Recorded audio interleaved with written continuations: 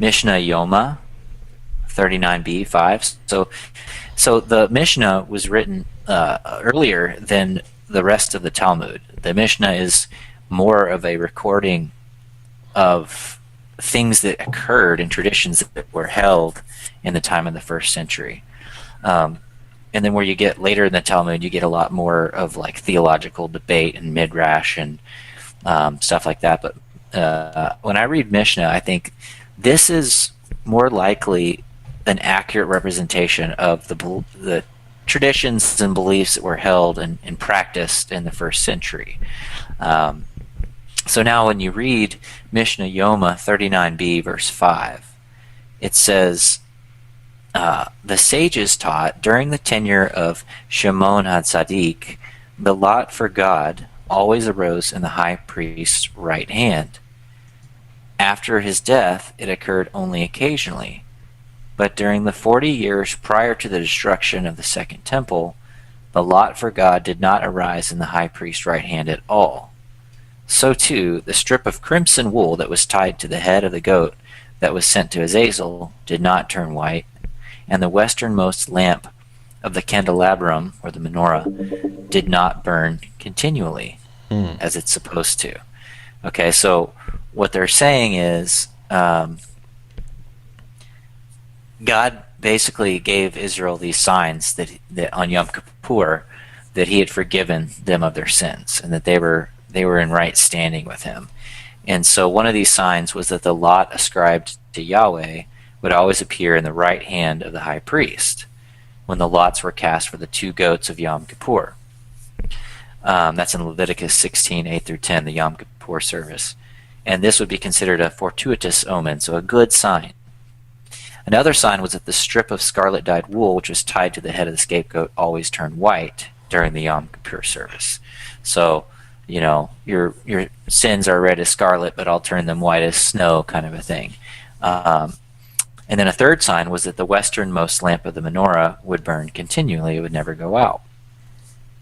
But the sages actually report in the Mishnah that beginning in 30 CE, all three of those signs stopped occurring, indicating that God had removed his favor from the land, from the leadership of Israel, and that he did not look on them with favor. So, but there's a fourth sign, and that was that the doors of the holy place opened by themselves.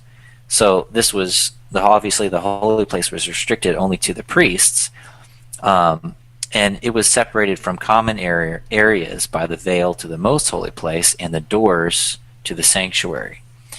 All right, so now Luke records the veil was torn at the death of Yeshua. That's in Luke 23:45. Now we go back to the Mishnah. Mishnah Yoma continues on, and this is 39b verse 6. And it says, and the doors of the sanctuary opened by themselves as a sign that they would soon be opened by enemies, until Rabban Yohanan ben Zakkai scolded them. He said to the sanctuary, "Sanctuary, sanctuary, why do you frighten yourself with these signs? I know about you that you will ultimately be destroyed, and Zechariah son of Iddo has already prophesied concerning you. Open your doors, O Lebanon, that the fire may devour your cedars, Lebanon being an appellation for the temple."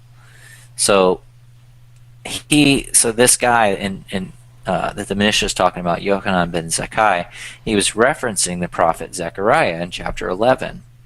And there, Zechariah prophesied destruction of the temple and the removal of a covenant of favor upon Judah.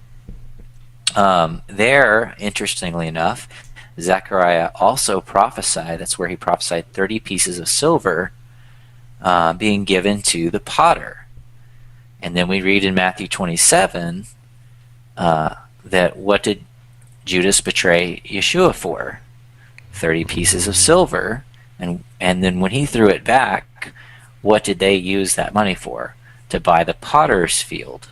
Okay, so it's interesting that the Mishnah is its own testimony that they fell out of favor in the year that they crucified our Messiah, their Messiah, and likened it to Zechariah chapter 11 that talks about God's judgment coming on them and the doors of the temple being open for their enemies, and then they report that the doors of the temple after 30 CE would open by themselves.